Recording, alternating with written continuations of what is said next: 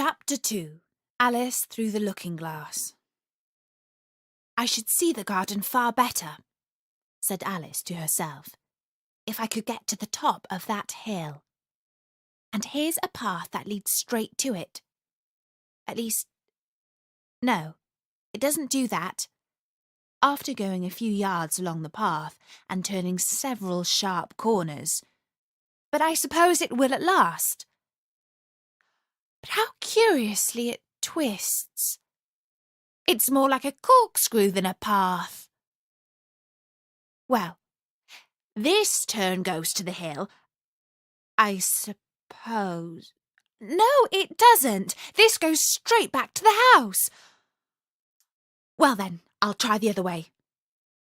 And so she did, wandering up and down and trying turn after turn, but always coming back to the house, do what she would. Indeed, once when she turned a corner rather more quickly than usual, she ran against it before she could stop herself. It's no use talking about it, Alice said, looking up at the house.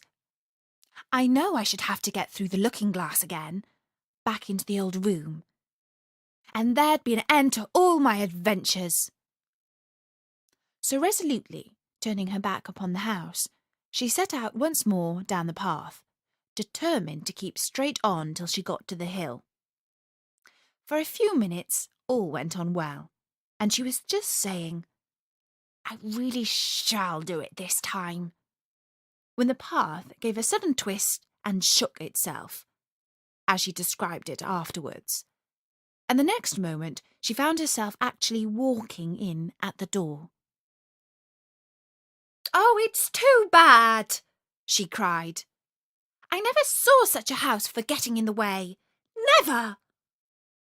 However, there was the hill full in sight, so there was nothing to be done but start again. This time she came upon a large flower bed with a border of daisies and a willow tree growing in the middle. Oh, Tiger Lily, said Alice, addressing herself to one that was waving gracefully about in the wind. I wish you could talk. We can talk, said the Tiger Lily. When there's anybody worth talking to. Alice was so astonished that she could not speak for a minute.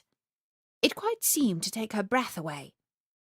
At length, as the Tiger Lily only went on waving about, she spoke again, in a timid voice, almost in a whisper. And can all the flowers talk? It isn't manners for us to begin, you know, said the Rose. And I really was wondering when you'd speak. Said I to myself, her face has got some sense in it, though it's not a clever one. Still, you're the right colour, and that goes a long way. I don't care about the colour, the Tiger Lily remarked. If only her petals curled up a little more, she'd be all right. Alice didn't like being criticised, so she began asking questions. Aren't you sometimes frightened at being planted out here with nobody to take care of you? There's the tree in the middle, said the Rose. What else is it good for?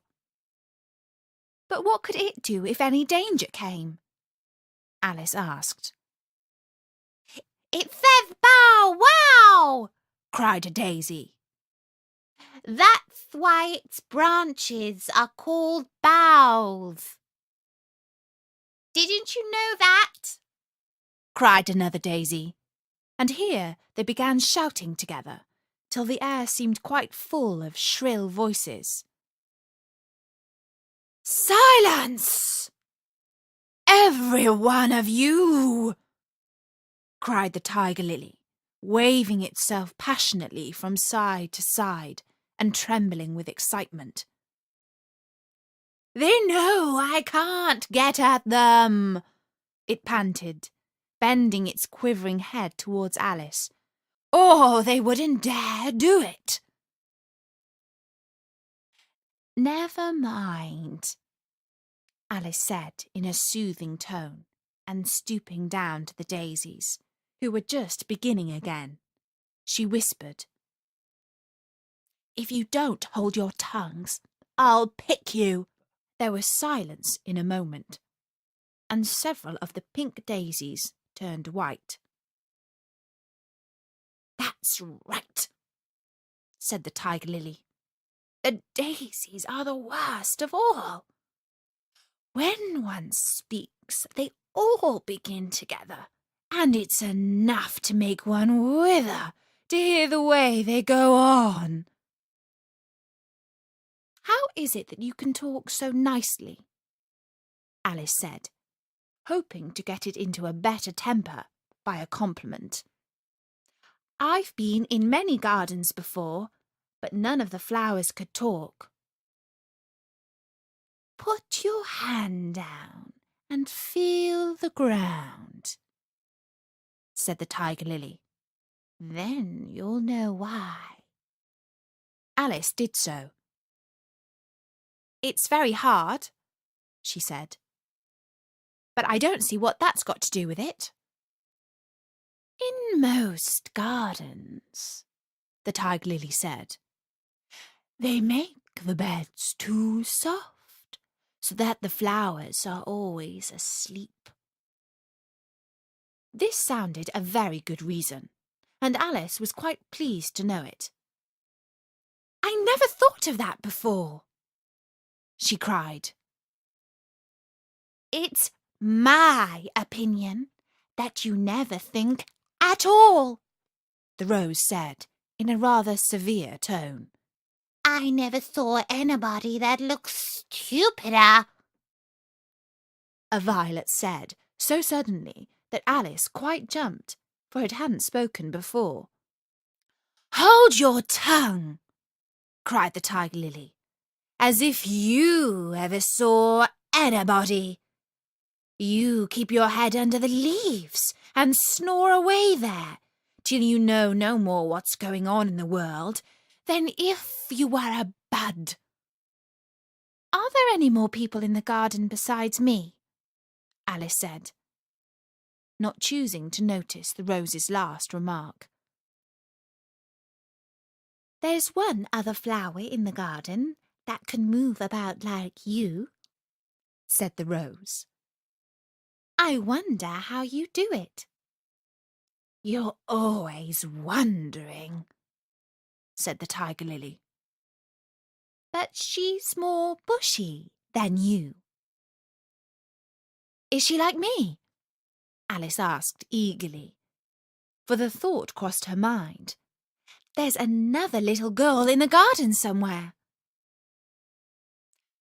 "Well, she has the same awkward shape as you," the rose said, "but she's redder, and her petals are shorter, I think." "Her petals are done up, almost like a Delilah," the tiger lily interrupted. "Not tumbled about anyhow, like yours." "But that's not your fault," the rose added kindly. "You're beginning to fade, you know, and then one can't help one's petals getting a little untidy." Alice didn't like this idea at all, so to change the subject she asked, "Does she ever come out here?" "I dare say you'll see her soon," said the rose. "She's one of the thorny kind." "Where does she wear thorns?" Alice asked, with some curiosity. "Why, all around her head, of course," the rose replied. "I was wondering you hadn't got some too.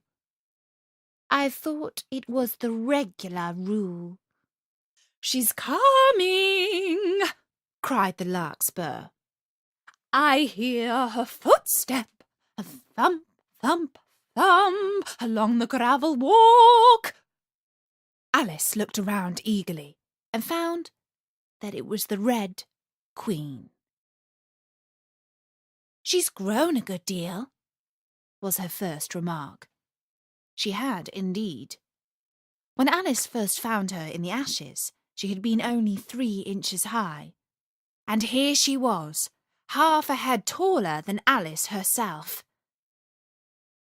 "It's the fresh air that does it," said the Rose. "Wonderfully fine air it is out here." "I think I'll go and meet her," said Alice. For though the flowers were interesting enough, she felt that it would be far grander to have a talk with a real queen. "You can't possibly do that," said the Rose. "I should advise you to walk the other way." This sounded nonsense to Alice, so she said nothing, but set off at once towards the Red Queen. To her surprise, she lost sight of her in a moment, and found herself walking in at the front door again. A little provoked, she drew back, and after looking everywhere for the Queen, whom she spied out at last a long way off, she thought she would try the plan, this time, of walking in the opposite direction. It succeeded beautifully. She had not been walking a minute before she found herself face to face with the Red Queen, and full in sight of the hill she had been so long aiming at. "Where do you come from?" said the Red Queen. "And where are you going? Look up, speak nicely, and don't twiddle your fingers all the time." Alice attended to all these directions, and explained, as well as she could, that she had lost her way. "I don't know what you mean by your way," said the Queen. "All the ways here belong to me." "But why did you come out here at all?" she added in a kinder tone. "Curtsy while you're thinking what to say, it saves time." Alice wondered a little at this, but she was too much in awe of the Queen to disbelieve it. "I'll try it when I get home," she thought to herself. "The next time I'm a little late for dinner." "It's time for your answer now," the Queen said, looking at her watch. "Open your mouth a little wider when you speak, and always say, 'Your Majesty.'" "I only wanted to see what the garden was like, Your Majesty." "That's right," said the Queen, patting her on the head, which Alice didn't like at all. "But when you say garden, I've seen gardens compared with which this would be a wilderness." Alice didn't dare argue the point, but went on. "And I thought I'd try and find my way to the top of the hill." "When you say hill," the Queen interrupted, "I could show you hills in comparison with which you call that a valley." "No, I shouldn't," said Alice, surprised into contradicting at last. "A hill can't be a valley, you know. That would be nonsense." The Red Queen shook her head. "You may call it nonsense if you like," she said, "but I've heard nonsense compared with which that would be as sensible as a dictionary." Alice curtsied again, as she was afraid from the Queen's tone that she was a little offended. And they walked on in silence till they got to the top of the hill. There were a number of tiny little brooks running straight across it from side to side, and the ground between was divided up into squares by a number of little hedges that reached from brook to brook. "I declare, it's marked out just like a large chessboard," Alice said at last. "There ought to be some men moving about somewhere. And so there are," she added in a tone of delight, and her heart began to beat quick with excitement as she went on. "It's a great huge game of chess that's being played, all over the world. If this is the world at all, you know. Oh, what fun it is! Oh, how I wish I was one of them. I wouldn't mind being a pawn, if only I might join. Although, of course, I should like to be queen best." She glanced rather shyly at the real queen as she said this, but her companion only smiled pleasantly and said, "That's easily managed. You can be the White Queen's pawn, if you like, as Lily's too young to play, and you're in the second square to begin with. When you get to the 8th square, you'll be a queen." Just at this moment, somehow or other, they began to run. Alice never could quite make out, in thinking it over afterwards, how it was that they began. All she remembers is that they were running hand in hand, and the Queen went so fast that it was all she could do to keep up with her. And still the Queen kept crying, "Faster, faster!" But Alice felt she could not go faster, though she had not breath left to say so. The most curious part of the thing was that the trees and all the other things around them never changed their places at all. However fast they went, they never seemed to pass anything. "I wonder if all the things move along with us," thought poor, puzzled Alice. And the Queen seemed to guess her thoughts, for she cried, "Faster! Don't try to talk!" Not that Alice had any idea of doing that. She felt as if she would never be able to talk again. She was getting so much out of breath. And still the Queen cried, "Faster! Faster!" and dragged her along. "Oh, are we nearly there?" Alice managed to pant out at last. "Nearly there?" the Queen repeated. "Why, we passed it 10 minutes ago. Faster!" And they ran on for some time in silence, with the wind whistling in Alice's ears and almost blowing her hair off her head, she fancied. "Now, no!" cried the Queen.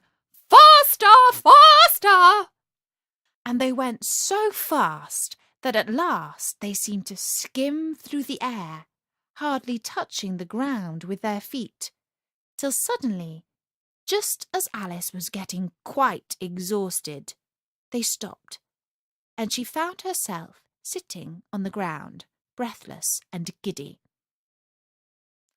The Queen propped her up against a tree and said kindly, "You may rest a little now."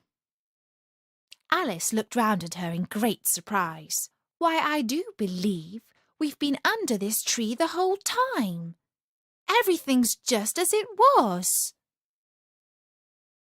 "Of course it is," said the Queen. "What would you have it?" "Well, in our country," said Alice, still panting a little, "you generally get to somewhere else if you ran very fast for a long time, as we've been doing." "A slow sort of country," said the Queen. "Now here, you see, it takes all the running you can do to keep in the same place. If you want to get somewhere else, you must run at least twice as fast as that." "I'd rather not try, please," said Alice. "I'm quite content to stay here. Only I am so hot and thirsty." I know what you'd like, the Queen said good-naturedly, taking a little box out of her pocket. Have a biscuit? Alice thought it would not be civil to say no, though it wasn't at all what she wanted.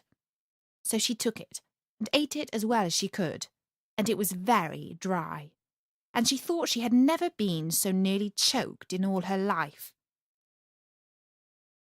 While you're refreshing yourself, said the Queen, I'll just take the measurements. And she took a ribbon out of her pocket, marked in inches, and began measuring the ground and sticking little pegs in here and there. At the end of 2 yards, she said, putting in a peg to mark the distance, I shall give you directions. Have another biscuit? No, thank you, said Alice. One's quite enough. Thirst quenched, I hope, said the Queen. Alice did not know what to say to this, but luckily the Queen did not wait for an answer, but went on. At the end of 3 yards I shall repeat them, for fear of your forgetting them. At the end of 4 I shall say goodbye. At the end of 5 I shall go. She had got all the pegs in by this time, and Alice looked on with great interest as she returned to the tree, and then began slowly walking down the row. At the 2-yard peg she faced round and said, A pawn goes 2 squares in its first move, you know. So you'll go very quickly through the 3rd square by railway, I should think, and you'll find yourself in the 4th square in no time. Well, that square belongs to Tweedledum and Tweedledee. The 5th is mostly water, and the 6th belongs to Humpty Dumpty. But you make no remark? I didn't know I had to make one just then, Alice faltered out. You should have said. It's extremely kind of you to tell me all this. However, we'll suppose it said. The 7th square is all forest. However, one of the knights will show you the way, and in the 8th square we shall be queens together, and it's all feasting and fun. Alice got up and curtsied, and sat down again. At the next peg the Queen turned again, and this time she said, Speak in French when you can't think of the English for a thing. Turn out your toes as you walk, and remember who you are. She did not wait for Alice to curtsy this time, but walked on quickly to the next peg, where she turned for a moment to say, Goodbye, and then hurried on to the last. How it happened, Alice never knew, but exactly as she came to the last peg, she was gone. Whether she vanished into the air, or whether she ran quickly into the wood, and she can run very fast, thought Alice. There was no way of guessing. But she was gone, and Alice began to remember that she was a pawn, and that it would soon be time for her to move.